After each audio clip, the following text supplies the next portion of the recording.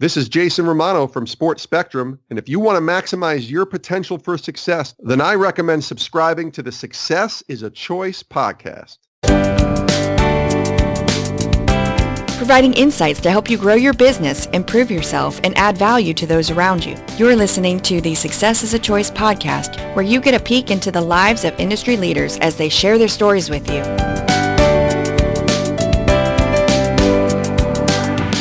Welcome to Success is a Choice podcast. I'm your host, Jamy Bechler, and we have a real treat today as Alicia Jessop joins us on the show. Alicia is a sports law and marketing professor at Pepperdine University. I've been reading her articles and following her career for a number of years, as she is the founder of rulingsports.com, which is one of the top sports business blogs. Prior to going to Pepperdine University, she spent time at the University of Miami as a professor. She has written for Sports Illustrated, Forbes, and the Huffington Post. She is also a strong advocate for orphans, especially in Haiti. Alicia, welcome to the show. Thank you. Thank you very much for having me. Yeah, looking back on your career, I gave a little snapshot, but what are some things that stand out to you? What are you most proud of when you look back on your career? Yeah, I think one thing that stands out to me the most is just when my career began. So I graduated law school in 2009. It was at the start of the economic recession. I actually remember I was working at the Screen Actors Guild the day that the stock market plummeted in 2008. And I knew from that day that my career trajectory and path was probably going to look different than what I had set out for as a kid. I knew from the age of 7 that I wanted to be a lawyer, and I knew that I wanted to work in entertainment law. But if you recall, during the recession, the entertainment industry kind of tanked. Movie production stopped. A lot of recording artists halted their projects. And so I knew that my career was not going to go down this clear path that seemingly at the time it was on. And so one thing that really stands out to me is, one, how fortunate that I've been in my career, because a lot of my peers in the legal industry, especially if you graduated between 2009 and 2011, you really struggled to find full-time legal work. I'm a Christian. My faith is incredibly important to me, and I truly believe that God provided for me during that time. I've had full-time legal employment since roughly about 3 months after I graduated law school. So that's pretty rare for people who graduated during my time. But the one thing that I'm proud of myself for is having the perseverance and the determination to go after my goals, even though the world and the economy said that it was probably pretty unlikely they would happen, because a lot of the opportunities had been stripped. So one of my friend's moms, my friend Nicole's mom, Colette, she had a saying that in a rough economy, if you want to be successful, you have to create your own opportunities. And she was a salesperson. She was a single mother whose husband had died of cancer, and she was taking care of 2 girls. And she couldn't use the bad economy as an excuse not to provide for her children. And so she said, I have to create my own opportunities. And that really stuck with me. She had said it a couple of years before 2008.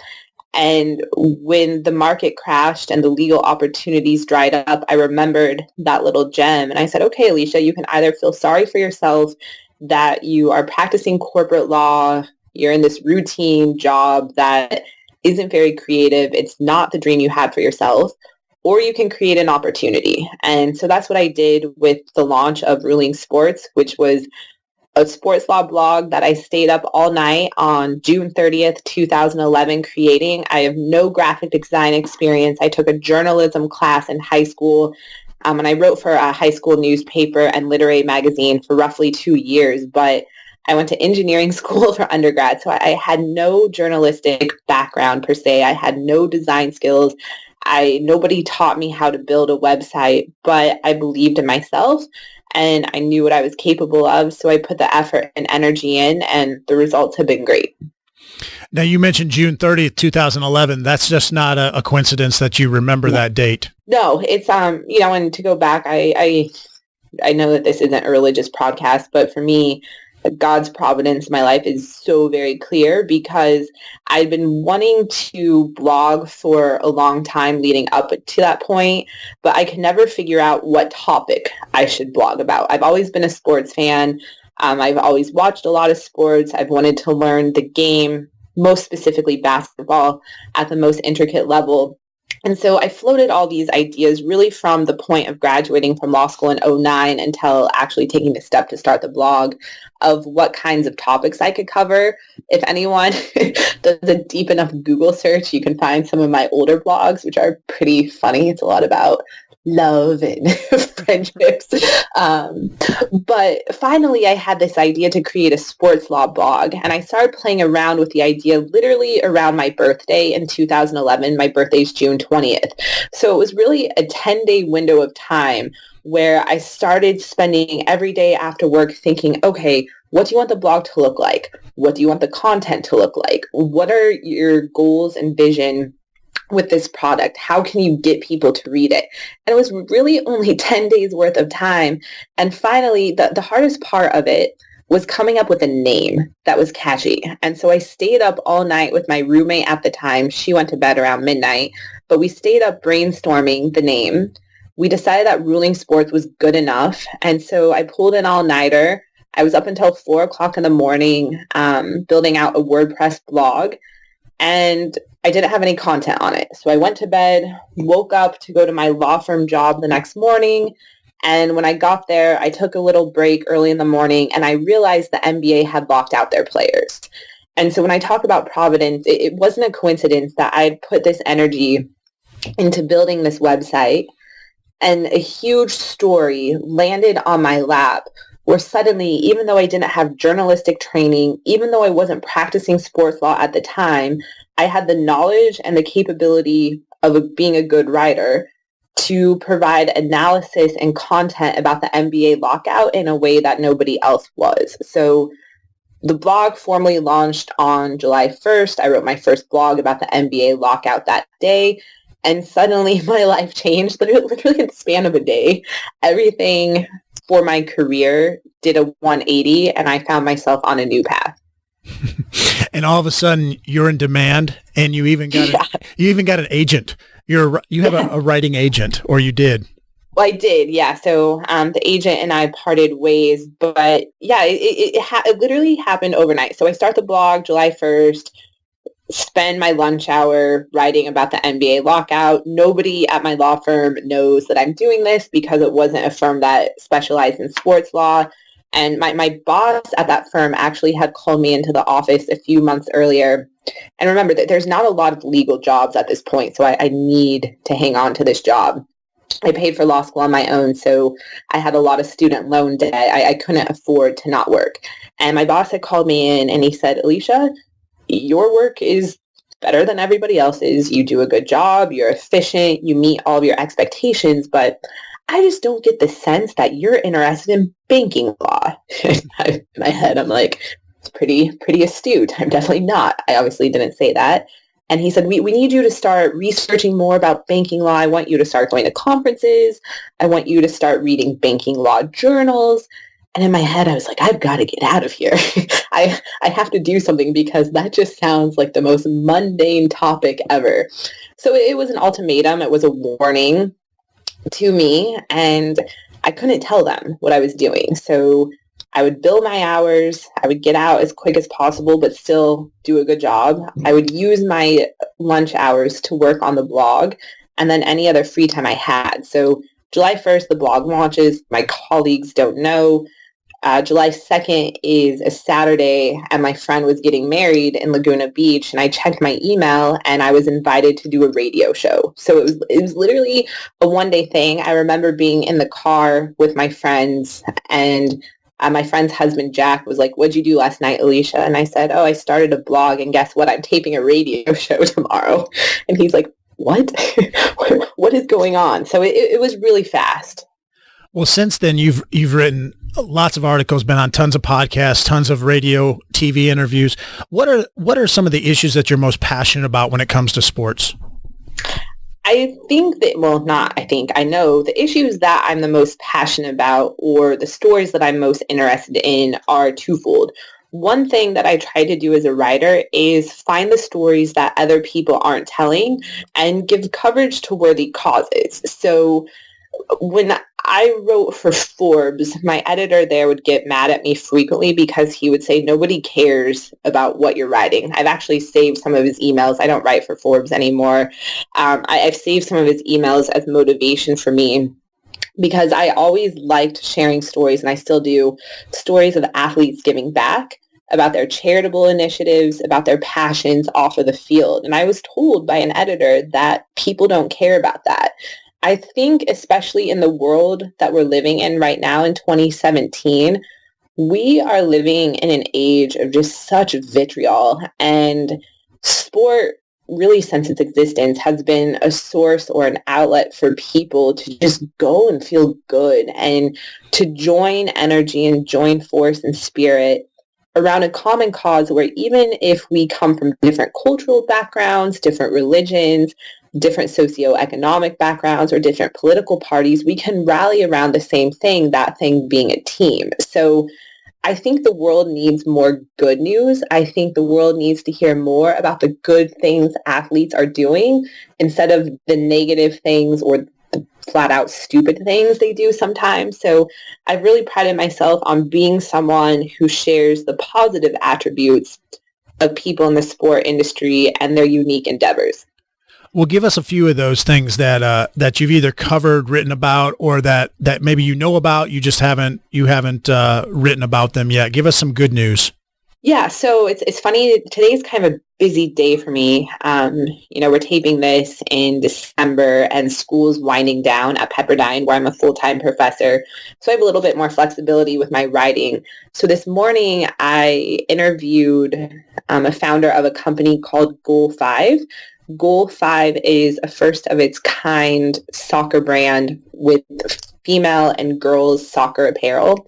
And so they're trying to change the paradigm and the conversation surrounding women's soccer and using sports apparel as a tool to do that. So one of the directors of their organization, or consultants for the organization, is Julie Foudy.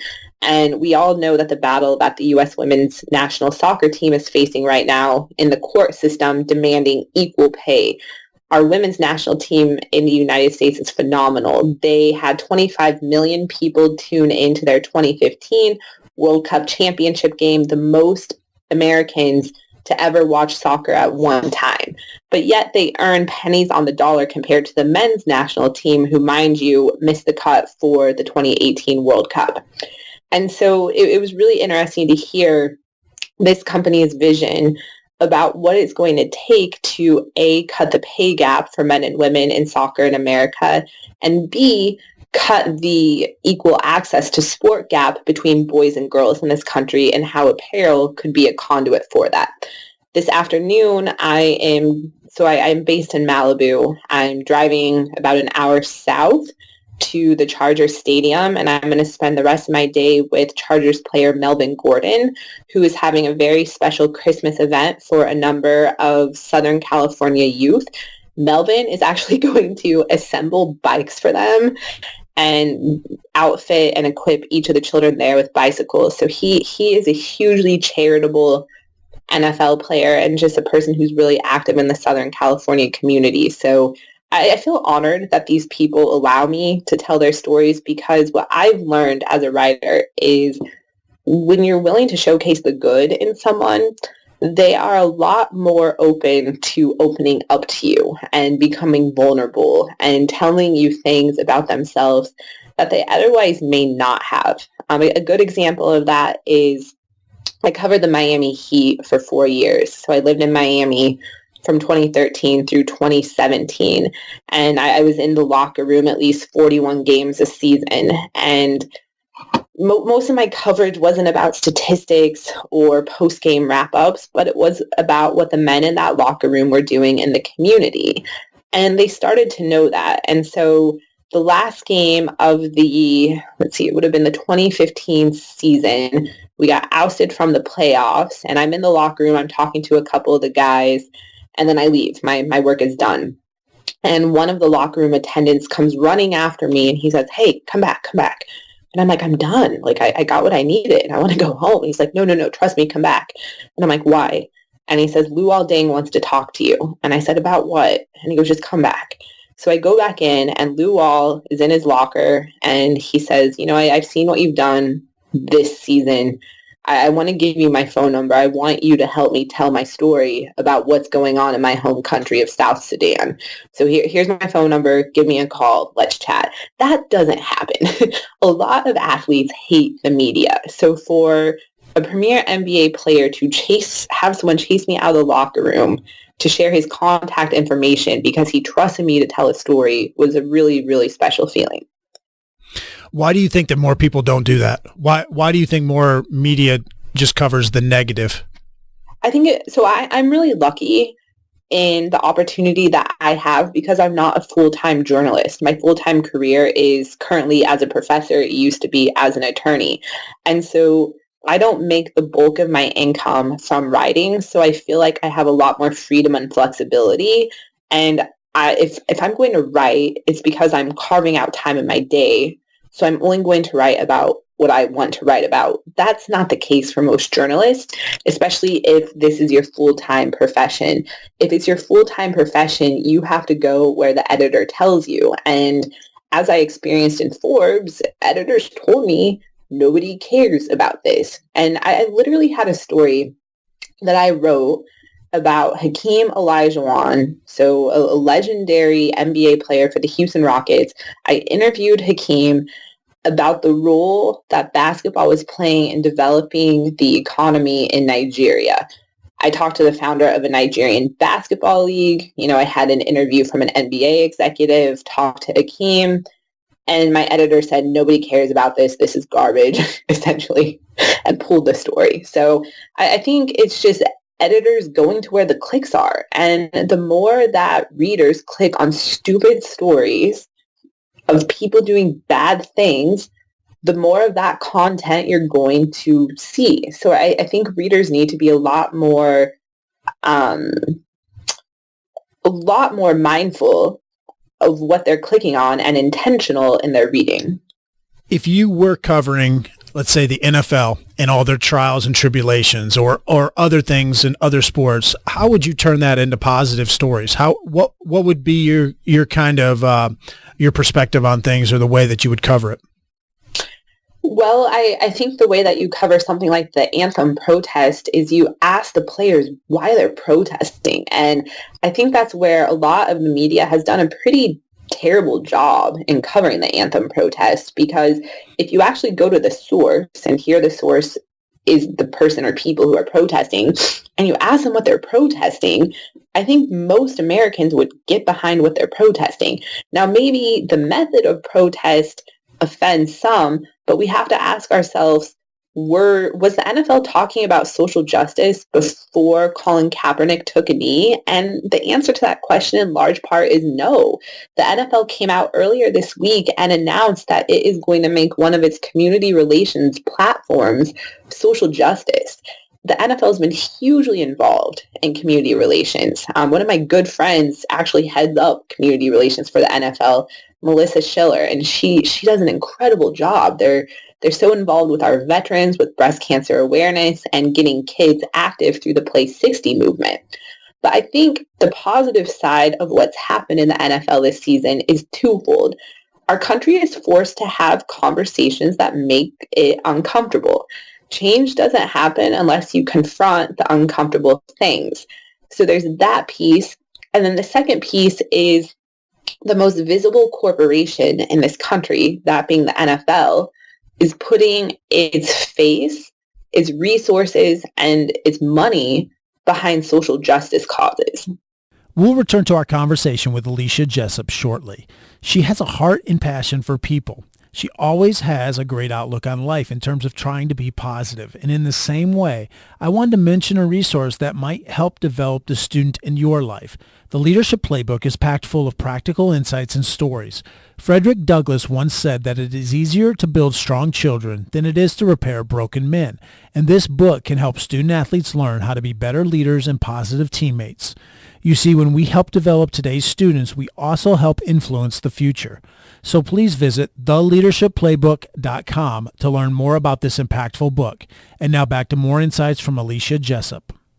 So you talk about social justice, and you're very you're very active in some social issues, especially charities, especially in Haiti with orphans. Tell us a little bit about how that got started in your life, the genesis of that, and what you're doing currently. Yes, so I started going to Haiti in 2014. I've been writing since 2011, and 2014 was just a tough year for my personal life. And that summer, I had been studying the book of Jeremiah, which is a pretty difficult book in the Bible. There's not like a lot of positivity and hope being pushed out in Jeremiah. And so every night when I would go to bed and read it, I would say, oh, I just want to stop. But something kept me there.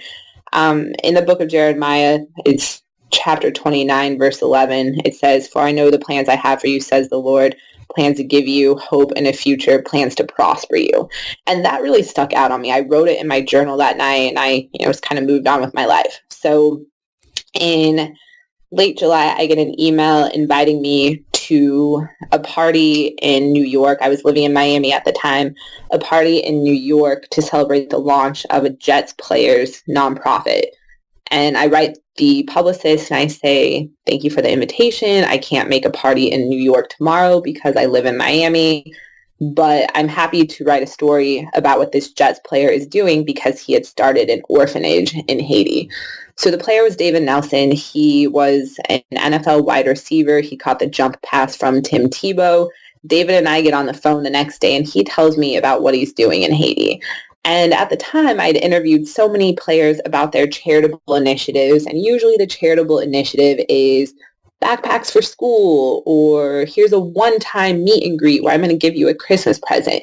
They great things, but the players were not fully immersed in the project on a day-to-day basis. And so in David and his brother going to Haiti and literally taking now 11 kids out of the root of hell. I've been to the orphanage where these kids were saved from, and investing in them through creating a children's home and providing them resources and people to care about them. I was bought in. So I ended up sponsoring one of the kids, and where that Jeremiah 29:11 verse comes in is the young boy's name was Prosper. And the verse says, plans to prosper you at the end. And so I really believe in my heart that this kid and I, our paths were supposed to connect. So I meet him in person in November 2014. And, there's those people that you meet in your life. What I do, I meet at least 5 new people every day, and I love people. They're all great. But very rarely do you meet someone and you're like, huh, that's my person. Like, that is a person that I was supposed to find. And this 7-year-old in Haiti is that person for me. The kid and I are so similar, and I just think he's so special. So where my time and energy and resources have gone now is he's going to grow up, and his country that he was born in is the poorest country in the Western Hemisphere. He has 2 parents who are alive, who love him very much, but because of their economic situation, the average Haitian survives on less than $2 a day. They are unable to care for him. And so in an act of love and probably desperation, they turned him over to an orphanage because they didn't know what else to do. So my goal is twofold. 1, to make sure that he's taken care of into adulthood. 2, make sure that there's a job available for him once he becomes an adult, or that he has access to a college education because he's going to school now for the first time in his life. So the organization that I'm working with now is actually a different one. It's called the Core Foundation. And what the Core Foundation does is it creates sustainable jobs for Haitian people through chicken farming. And so it's ending the orphan cycle by giving parents a way to make a sustainable income so that they don't have to make that horrible decision of turning their child over to an orphanage because they can't afford to take care of it. What is the website for the Core Foundation? Yeah, it's Core, so Core with a K, K-O-R-E, foundation.org. Great. And we'll make sure to put those in the show notes so people can check that out as well. A lot of need for that, especially in Haiti. Yeah, it's I encourage everyone to find a cause that you're passionate about. I searched for a long time to find something to get involved with, and I think Haiti's done more for me than I've done for it. The greatest experiences of my life have come amidst the most extreme poverty that I've ever witnessed. But the joy of the people there is just astounding. I think we have to educate ourselves. There's deep poverty in our own country. There's people surviving on a day-to-day basis in very substandard conditions in our own neighborhood. So you need to find your area of the world where you can go into that space, invest in it, and hopefully see a difference over time. We can't individually fix everything, but if each of us found a project that we were passionate about and invested fully in it, I think the world would be a lot better place.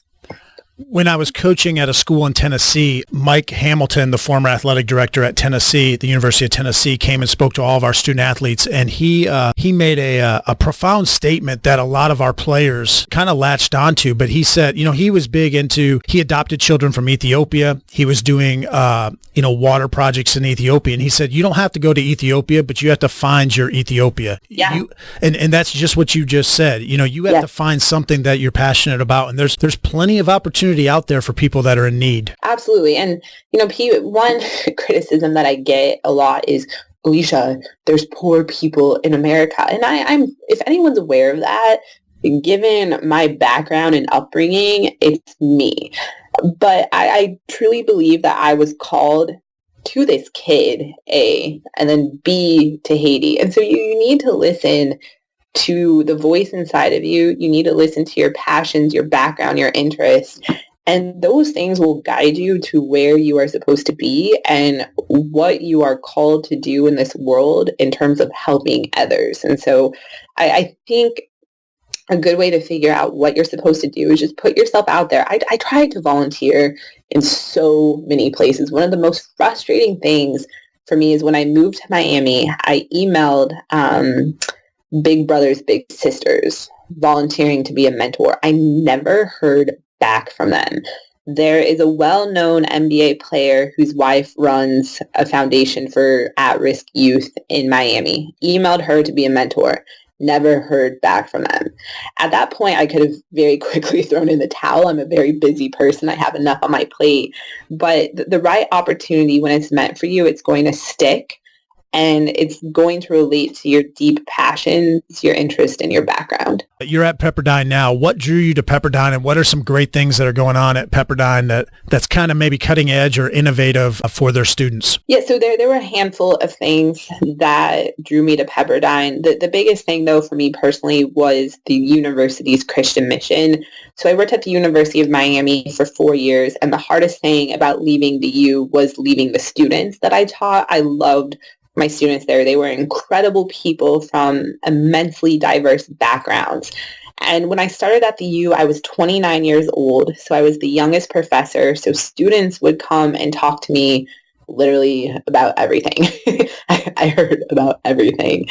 And what I learned in those experiences is a lot of young people are searching for meaning and identity in their life. And the University of Miami is a secular institution. In 2015, it actually became the first university in North America and perhaps the world to endow a chair on the study of secularism and humanism. And so for me, who I truly believe everything that has happened in my life is a result of my faith, that was really the writing on the wall that it was time for me to leave. And especially in the face of my belief that so many of the students I was mentoring really needed to find something higher than themselves. If it was my God, great. If it wasn't, fine. But something higher than themselves to find their purpose in this world. So Pepperdine solved that problem for me. It's been really great to be able to speak freely about my faith and to mentor my students on that level. The other thing that made Pepperdine incredibly attractive is just the opportunities in the program I teach in, which is the sport administration program.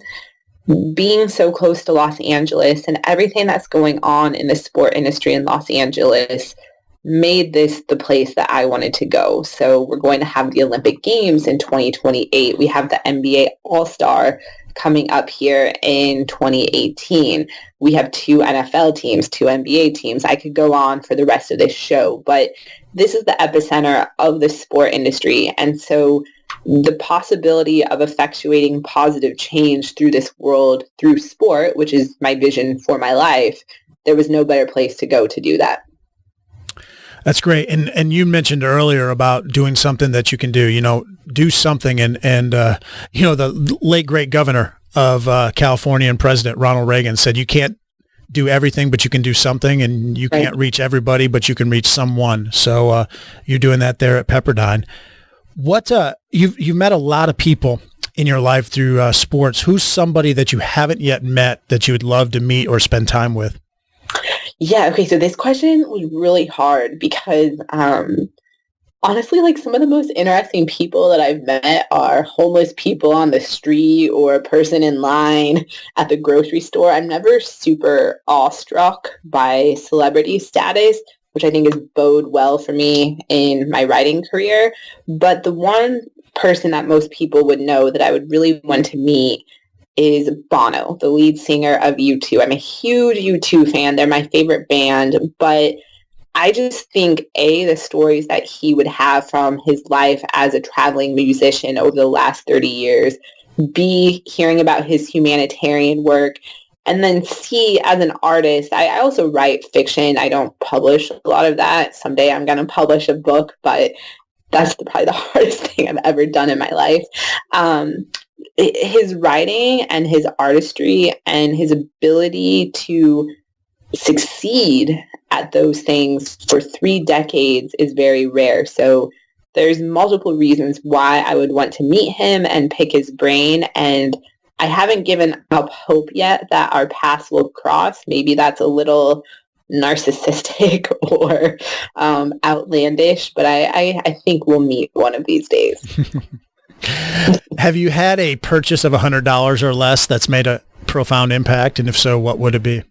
Yeah, so there's a book that really changed my career trajectory. It's called Guerrilla, so like warfare, guerrilla marketing for job hunters. It's currently on version 3.0. It's written by J. Conrad Levinson and David Perry. So when I was going through that period of time where I was unhappy at work, the economy was terrible, I knew I wanted to be in the entertainment and sports space. A woman at my law school in the Career Center encouraged me to purchase the book. So after work one day, went to Barnes & Noble. I think I spent like $24 on the book. I literally only read 2 chapters on it. I read a chapter on using social media to brand yourself and one on how to restructure your resume. My career trajectory changed after I did those 2 things. Reading this book and getting the tips on social media branding is what allowed me to come out of the gate on Twitter very strategic to instantaneously build a strong following. And then the resume tips were some things that I had never heard before, but they literally work. Since reading this book, I have only applied to 2 jobs and I got them both. And I really credit how I'm crafting my resume to that. So I would highly encourage everyone to read the book if you're searching for a new career path. Are there any other books or are there podcasts that you like to consume? Yeah, so when I don't have a lot of time to read for pleasure these days, but when I do, it's usually like a personal development or a Christian leadership book. A good marketing book that I've read that I think just really gets into the entrepreneurial spirit is a book called The Kind Way, which is about the founder of Kind Bars, those granola type bars, and how he was able to disrupt the granola bar market. So I think that's a really cool book for entrepreneurs. I'm very into podcasts right now. There's 2 that I listen to every week. One, I feel kind of basic saying this because I feel like a lot of people listen to it, and it's NPR's How I Built This. I listen to it, A, to get entrepreneurial inspiration and motivation, but as a writer, the real reason I listen to it is because of the host, Guy. He is amazing at his craft. I've learned so much from him about how to interview someone, the way that he executes that podcast. The other one that I listen to pretty frequently is one called the Robcast. So the Robcast is hosted by Rob Bell. Rob Bell used to be a pastor, but he's kind of transitioned into more of a spiritual leader type of person. He works with a lot of athletes, the most notable right now probably being Aaron Rodgers. Aaron Rodgers actually did an exclusive interview about his spirituality with ESPN, and he talks about meeting Rob on a team bus and how that impacted his life. But Rob just has a lot of positive things to say, and I think our world needs more people like Rob, and he has a way of just putting life into perspective and on how to always see the good things that can come from even a situation that might feel negative or seem impossible. Where can people connect with you or learn more about what you're doing? Sure. So my Twitter and Instagram are both Ruling Sports with an S, like illegal ruling sports. I have a pretty neglected blog, which is aliciajessop.com. Looking forward to having some time to update that. But I always share the content that I'm writing for the Washington Post or the Huffington Post on my Twitter account. So that's probably the best place. Well, great. Well, I know you're busy. I appreciate your time and great insights. And I encourage all of our listeners, check out Alicia's Twitter feed. Check out her articles. She has some great stuff if you're a sports fan. And even if you're not a sports fan, she has some great feel-good stories as well. So thank you for your time, Alicia. Thank you so much. Awesome stuff today from Alicia Jessop. That was a fun conversation. And I highly encourage that you follow her on Twitter @RulingSports. She's a much sought-after guest as she is well-respected in the sports industry. Thanks for listening today. And if you liked this episode, please help others find it by taking a moment to give it a 5-star review, as ratings and reviews are the lifeblood of a podcast. Thanks again, and remember that success is a choice. What choice will you make today?